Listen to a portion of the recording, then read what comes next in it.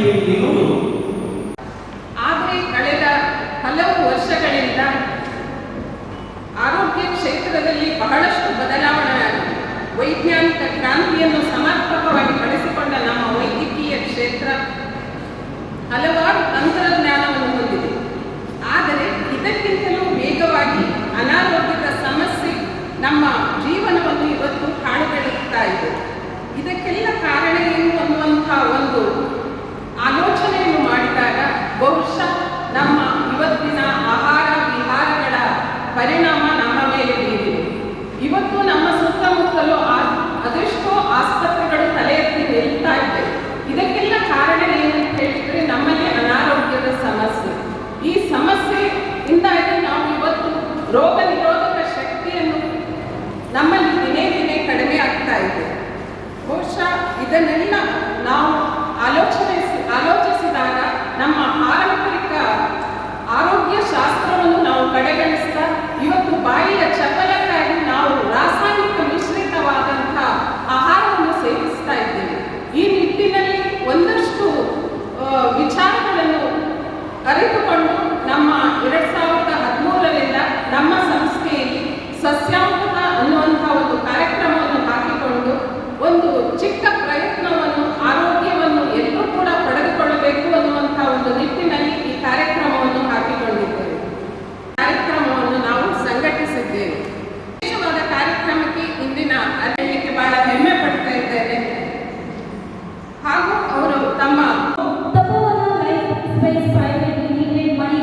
ಮುಖ್ಯ ವೈದ್ಯಕೀಯ ಸಲಹೆಗಾರರಾದ ಡಾಕ್ಟರ್ ಮಣಿಶ್ರೀ ಐತಾಳ್ ಅವರ ಕಿರು ಪರಿಚಯವನ್ನು ನಿಮ್ಮ ಮುಂದಿಡಲು ನಮ್ಮ ಸಂಸ್ಥೆಯ ಪ್ರೌಢಶಾಲಾ ವಿಭಾಗ ನೆರೆದಿರುವ ಎಲ್ಲರಿಗೂ ಶುಭ ಮುಂಜಾನೆಯನ್ನು ಆಶಿಸುತ್ತಾ, ಮರ ಫಲದಿಂದ ಮನುಷ್ಯ ಗುಣದಿಂದ ಗೊತ್ತಾಗುತ್ತಾನೆ ಎಂಬ ಗಾದೆಯಂತೆ ನಮ್ಮ ಜ್ಞಾನ ಸೇವಾಗಳ ಮೂಲಕ ಸಮಾಜದಲ್ಲಿ ವಿಶಿಷ್ಟ ಗುರುತನ್ನು ಮೂಡಿಸಿರುವ ನಮ್ಮ ಇಂದಿನ ಶ್ರೀ ಐತಾಳ್ ಅವರು ಮಣಿಪಾಲದ ಮುನಿಯಾನ್ ಆಯುರ್ವೇದ ಮೆಡಿಕಲ್ ಕಾಲೇಜಿನಲ್ಲಿ BAMS ಅವರು ತಮ್ಮ ಹುಟ್ಟೂರಿಗೆ ಮಾಡಿ ಸಾಲಿಗ್ರಾಮದಲ್ಲಿ ಸಮಯದಲ್ಲಿ ಉತ್ಸಾಹಿ ಯುವಕರನ್ನು ಸಂಘಟಿಸಿ ಆಶಾವಾಣಿ ಟ್ರಸ್ಟ್ ಮೂಲಕ ಲಾಕ್ಡೌನ್ ಅವಧಿಯಲ್ಲಿ ಅಗತ್ಯ ಒದಗಿಸುವ ಮೂಲಕ ಸಮಾನವಾಗಿ ಸೇವೆಯಲ್ಲಿ ತೊಡಗಿಸಿಕೊಳ್ಳಲು ಆಹ್ವಾನಿಸಿದರು.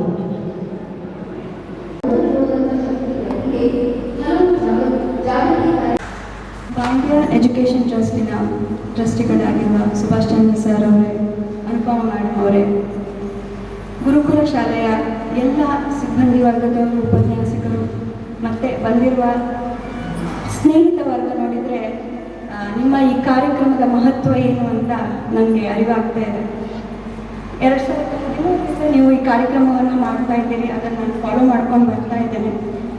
ಈ ಕುಂದಾಪುರ ಬಿಟ್ಟು ಉಡುಪಿ ಆಸುಪಾಸಿನಲ್ಲಿ ಕೂಡ ಇಂತಹ ಒಂದು ಕಾರ್ಯಕ್ರಮವನ್ನು ನಾವು ಮಾಡಿದ್ದು ನೋಡಲಿಲ್ಲ. ಯಾಕಂದರೆ ವನ ಮಹೋತ್ಸವ ಮಾಡ್ತಾರೆ. ವನ ಮಹೋತ್ಸವ ದಿವಸ ಒಂದಿಷ್ಟು ಮೆಡಿಸಿನಲ್ ಪ್ಲಾಂಟ್ಸ್ ಇರ್ಬೋದು ಅಥವಾ ಹಣ್ಣುಗಳ ಒಂದು ಸಸ್ಯ ಇರ್ಬೋದು, ಅದನ್ನೆಲ್ಲ ಕೊಟ್ಟು ಅಲ್ಲಿಗೆ ಆ ಕಾರ್ಯಕ್ರಮ ಮುಗ್ದಿರ್ತದೆ. ಇನ್ನೊಂದು ಮಳೆಗಾಲ ಬರುವಾಗ ಅದು ಎಲ್ಲಿರ್ತದೆ ಅಂತ ಸಹ ಗೊತ್ತಿರೋದಿಲ್ಲ. ಹಾಗೆ ಆದರೆ ಇಲ್ಲಿ ಇರುವಂತಹ ಒಂದು ಜಾಗವನ್ನು ಸಂಪೂರ್ಣವಾಗಿ ಪ್ರಕೃತಿಗೆ ಅನುಗುಣವಾಗಿ ನಮಗೆ ಈ ಜಾಗದಲ್ಲಿ ಯಾವುದೆಲ್ಲ ಹಣ್ಣುಗಳು, ತರಕಾರಿಗಳು, ಮರಗಳು, ಔಷಧಿ ಸಸ್ಯಗಳು ಯಾವುದೆಲ್ಲ ಬೆಳಿಬೇಕು ಅದು ಸದೃಢವಾಗಿ ಬೆಳೆದದ್ದು ಈ ಕ್ಯಾಂಪಸ್ಸಲ್ಲಿ ನೋಡಿ ಬಹಳ ಖುಷಿಯಾಯಿತು. ನನಗೆ ನಮ್ಮ ಮುನಿಯಾಲ್ ಕಾಲೇಜ್ ನಾನೆಲ್ಲಿ ಓದಿದ್ದೇನೆ, ಅಲ್ಲಿ ನಮಗೆ ಸೆಕೆಂಡ್ ಇಯರಲ್ಲಿ ದ್ರವ್ಯಗುಣ ಅಂತ ಒಂದು ಸಬ್ಜೆಕ್ಟ್ ಇದೆ. ಆ ದ್ರವ್ಯಗುಣ ಸಬ್ಜೆಕ್ಟಲ್ಲಿ ಇಂತಹ ಸಸ್ಯಗಳನ್ನು ಐಡೆಂಟಿಫೈ ಮಾಡುವುದು, ಅದರ ಔಷಧಿಯ ಗುಣಗಳನ್ನು ಗುರುತಿಸುವುದು, ಅದಕ್ಕೆಲ್ಲ ನಮ್ಮನ್ನು ಕರ್ಕೊಂಡು ಹೋಗ್ತಾರೆ. ಇನ್ನಷ್ಟು ಸಸ್ಯಗಳ ಬಗ್ಗೆ ಅನಾವರಣಗೊಳಿಸಲಿಕ್ಕೆ ನಮಗೆ ಕೊಡಚಾದ್ರಿ ಇರ್ಬೋದು ಅಥವಾ ಕೊಲ್ಲೂರಿನ ಒಳ ಸೈಡಲ್ಲಿರುವಂಥ ಕಾಡುಗಳಿಗೆಲ್ಲ ಕರ್ಕೊಂಡು ಹೋಗಿ ಅದೆಲ್ಲ ತೋರಿಸಿ ಅದರ ಬಗ್ಗೆ ಎಕ್ಸ್ಪ್ಲೇನ್ ಮಾಡ್ತಿದ್ರು. ಬಹುಶಃ ನಾವು ನಮ್ಮ ಆಯುರ್ವೇದ ಮಕ್ಕಳನ್ನು ಯಾರು ಕಲಿತಿದ್ದಾರೆ ಅವರನ್ನು ಒಂದ್ಸರಿ ಗುರುಕುಲ ಕ್ಯಾಂಪಸ್ಸಿಗೆ ಕರ್ಕೊಂಡು ಬರ್ಬೋದು ಅಂತ ಅನ್ನಿಸ್ತಾ ಇದೆ ನನಗೆ. ಯಾಕಂದರೆ ನಮ್ಮ ಎಲ್ಲ ನಾನಿಲ್ಲಿ ಕೆಲವೊಂದು ಸಸ್ಯಗಳು ಮತ್ತು ಮರಗಳು ಔಷಧಿಯ ಎಲ್ಲದೂ ಅದೇ, ಯಾವುದು ಕೂಡ ಡೆಕೋರೇಷನ್ಗೋಸ್ಕರ ಬೆಳೆಸಿರುವಂಥ ಯಾವುದೂ ಸಸ್ಯ ಕಾಣಿಸ್ತಾ ಇಲ್ಲ ನನಗೆ. ಸೊ ಇದೊಂದು ಗಮನೀಯವಾಗಿ ನನಗೆ ಬಹಳ ಖುಷಿ ಕೊಟ್ಟಂತಹ ವಿಷಯ. ಯಾಕಂದರೆ ಪ್ರಕೃತಿ ಎನ್ನುವಂಥ ಪ್ರಕೃತಿ ವಿಕೋಪಗಳೇ ಜಾಸ್ತಿ. ಸೊ ಇವಾಗಿನ ಕಾಲದಲ್ಲಿ ಭಾಳಷ್ಟು ಪ್ಯಾರೆಂಟ್ಸ್ ಇರ್ಬೋದು ಅಥವಾ ಏನೋ ಒಂದು 30-35 ವರ್ಷ ಆದಮೇಲೆ ಬಹುಶಃ ನಾವು ನಮ್ಮ ಆರೋಗ್ಯದ ಬಗ್ಗೆ ಜಾಸ್ತಿ ಕಾಳಜಿ ವಹಿಸ್ಲಿಕ್ಕೆ ಸ್ಟಾರ್ಟ್ ಮಾಡ್ತೇವೆ. ಕಾಲ್ಗಂಟು ನೋವು ಸ್ಟಾರ್ಟ್ ಆದ ಕೂಡಲೇ ಕಾಲ್ಗಂಟು ನೋವಿಗೆ ಯಾವುದು ಒಳ್ಳೆಯದು, ಅಗಸೆ ಬೀಜ ನೆನೆಸಿ ಕುಡಿಯುವುದಾ ಅಥವಾ ಬೇರೆ ಬೇರೆ ಅಮೃತ ಬಳ್ಳಿ ಕುದಿಸಿ ಕುಡಿಬಹುದಾ ಅನ್ನೋದ್ರ ಬಗ್ಗೆ ನಾವು ಯೂಟ್ಯೂಬಲ್ಲಿ, ಫೇಸ್ಬುಕ್ಕಲ್ಲಿ ಎಲ್ಲದರಲ್ಲಿ ನಾವು ನೋಡಲಿಕ್ಕೆ ಸರ್ಚ್ ಮಾಡಲಿಕ್ಕೆ ನೋಡ್ತೇವೆ. ಹಾಗೆ ಇವಾಗಿನ ಮೀಡಿಯಾ ಕೂಡ 5 ಸಸ್ಯಗಳನ್ನು ಉಪಯೋಗಿಸಿದರೆ ನಿಮ್ಮ ಕಾಲ್ಗಂಟು ನೋವು ಹೋಗ್ತದೆ, 5 ಮನೆ ಮದ್ದುಗಳನ್ನು ಮಾಡಿದರೆ ನಿಮ್ಮ ತಲೆನೋವು ಹೋಗ್ತದೆ ಅನ್ನುವಂಥದ್ದು ಫೀಡ್ಗಳೇ ಜಾಸ್ತಿ. ಇದೊಂದು ನಮಗೆ ಆಯುರ್ವೇದ ಡಾಕ್ಟರ್ಸಿಗೆ ಬಹಳ ದೊಡ್ಡ ಚಾಲೆಂಜ್ ಆಗಿಬಿಟ್ಟಿದೆ. ಮನೆ ಮದ್ದು ಅನ್ನೋದು ಬಹಳ ತುಂಬ ಸುಲಭವಾಗಿ ಸಿಕ್ಕತ್ತೆ. ಮನೆ ಮದ್ದು ಅಂದರೆ ಮನೆಯಲ್ಲಿ ಕೊತ್ತಂಬರಿ, ಜೀರಿಗೆ, ಅರಿಶಿನ, ಶುಂಠಿ, ಬೆಳ್ಳುಳ್ಳಿ ಅದೆಲ್ಲದೂ ಅಷ್ಟೇ.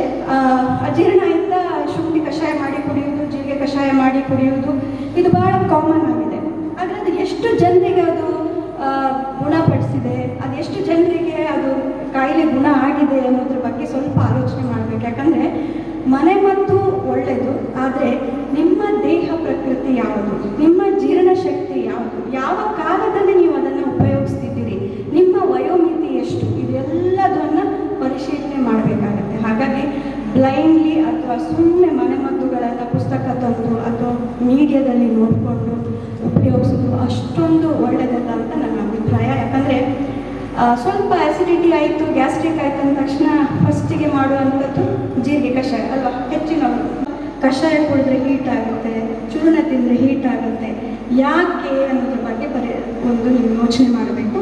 ಯಾಕಂದರೆ ನೀವು ಪ್ರಕೃತಿಯವರಾಗಿರ್ಬೋದು ಅಥವಾ ನಿಮ್ಮ ಪ್ರಕೃತಿಯ ವಿರುದ್ಧ ಆಗಿರ್ಬೋದು ಆ ಒಂದು ಔಷಧಿ. ಜೀರಿಗೆ ಕೂಡ ನೀವು ಎಷ್ಟು ಉಪಯೋಗಿಸ್ಬೇಕು, ಯಾವ ಪ್ರಕೃತಿಯವರು ಅದನ್ನು ಉಪಯೋಗಿಸ್ಬೇಕು, ಯಾವ ಕಾಲದಲ್ಲಿ ಉಪಯೋಗಿಸ್ಬೇಕು ಅನ್ನೋದು ಬಹಳ ಬಹಳ ಮುಖ್ಯ. ಸೊ ಒಂದು ಸಿಂಪಲ್ ಜೀರಿಗೆ ಕಷಾಯ ಕೂಡ ನಿಮಗೆ ಅದು ಅಡ್ವರ್ಸ್ ಎಫೆಕ್ಟ್ ಅಥವಾ ಉಲ್ಟಾ ಎಫೆಕ್ಟ್ ಕೊಡುವಂತಹ ಸಾಧ್ಯತೆ ಇರ್ತದೆ. ಹಾಗಾಗಿ ಇದ್ರ ಬಗ್ಗೆ ನಾವು ಹಾಗಾದರೆ ಎಲ್ಲಿ ತಿಳ್ಕೊಳ್ಳೋದು ಮೇಡಮ್?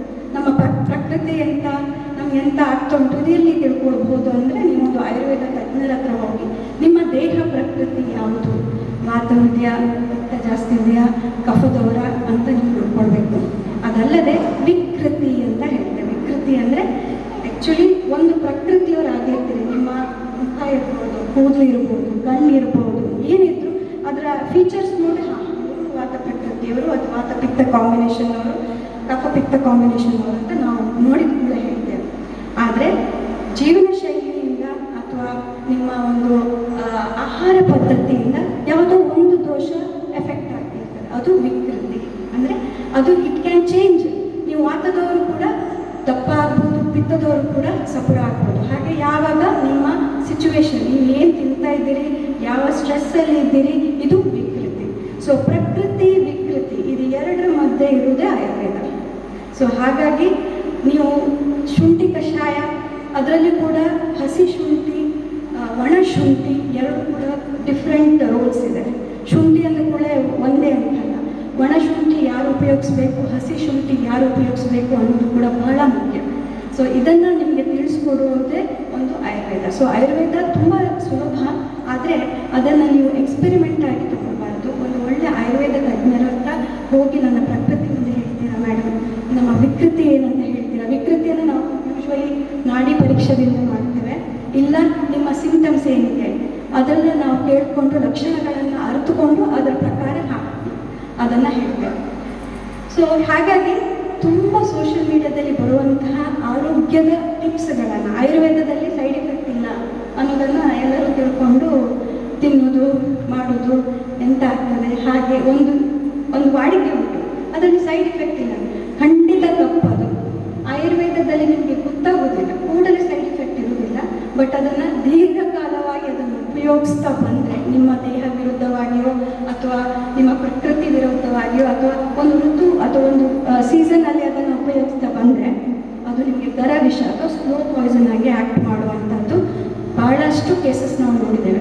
ಸೊ ನಾವು ಯಾವಾಗ ಕನ್ಸಲ್ಟೇಷನ್ ಮಾಡುವಾಗ ನಾವು ಒಂದು 10-15 ನಿಮಿಷ ತೊಗೊಳ್ಳೋದಿಲ್ಲ, 1.5 ಗಂಟೆ ಬೇಕಾಗ್ತದೆ. ಒಂದು ನೀವು ಪ್ರಕೃತಿ ಹೇಳಲಿಕ್ಕೆ, ವಿಕೃತಿ ಹೇಳಲಿಕ್ಕೆ, ನೀವೇನು ತಪ್ಪು ಆಹಾರಗಳನ್ನು ತಗೊಳ್ತಿದ್ದೀರಿ ಅನ್ನೋದ್ರ ಬಗ್ಗೆ ನಾವು ಡಿಟೇಲ್ ಆಗಿ ಹೇಳುವಾಗ 1-1.5 ಗಂಟೆ ಬೇಕಾಗ್ತದೆ.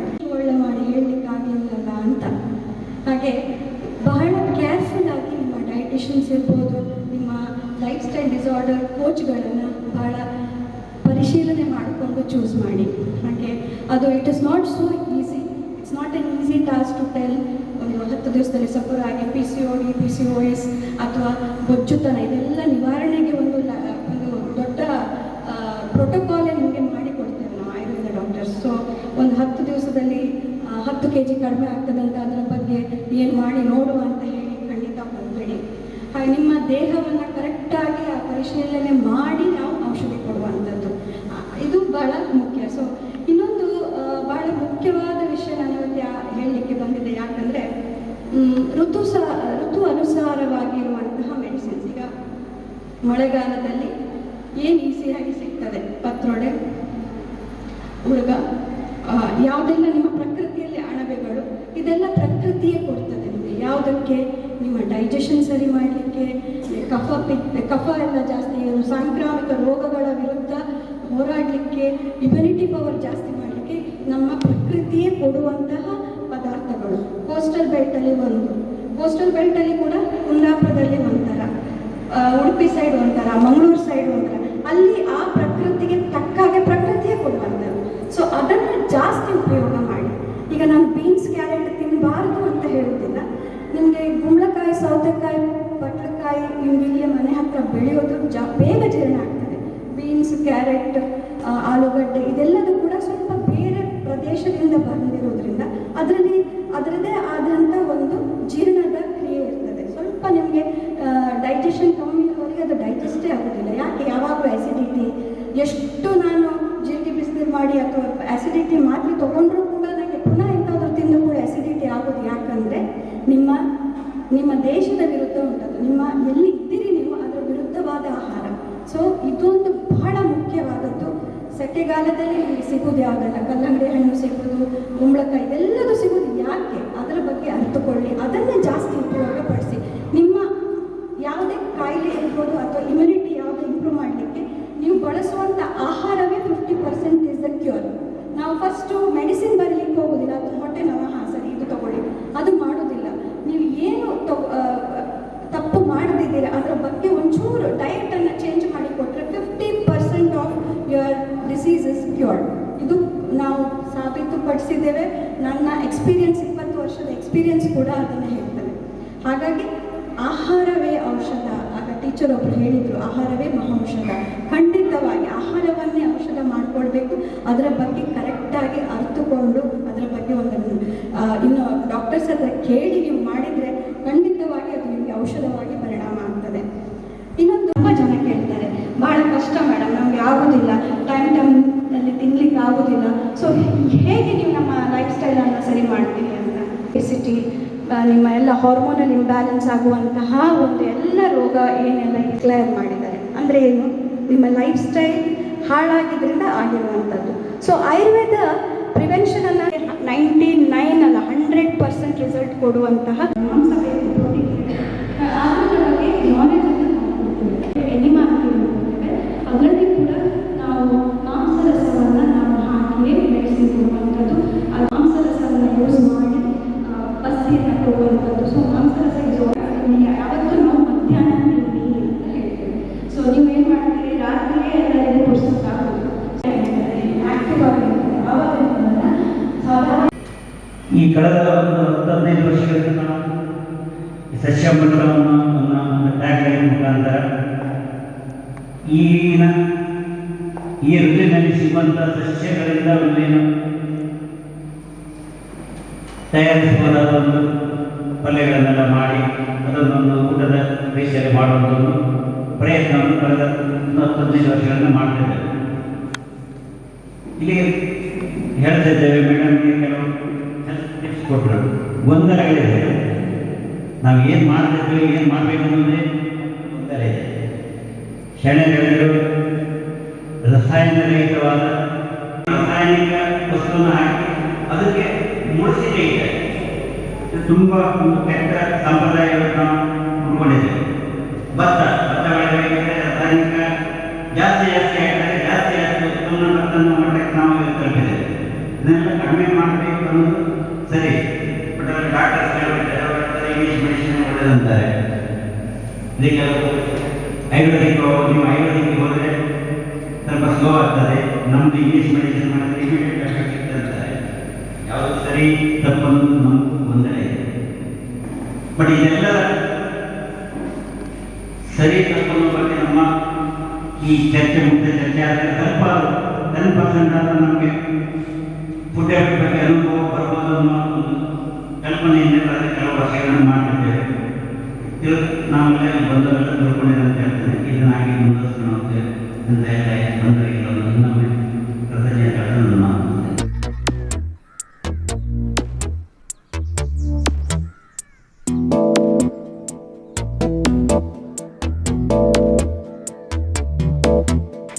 ಈ ಜನುಮವೇ ದೊರಕಿದೆ ರುಚಿ ಸವಿಯಲು. ಆಹಾ ಆಹಾ ಈ ಜಗವಿದೆ ನವರಸಗಳ ಉಣಬಡಿಸಲು. ಬಿಸಿ ಬಿಸಿ ಇದೆ, ಬಿಸಿ ಬಿಸಿ ಇದೆ ನಳಪಾಕ ದಿನ ದಿನ ನೂತನ. ಈ ಬಿಸಿಯುವಾರುವ ಮೊದಲೇ ಎಲ್ಲರ ಜೊತೆಯೇ ಮೆಲ್ಲುವ ಕಲೆಯ ಜೀವನ ಜನುಮವೇ.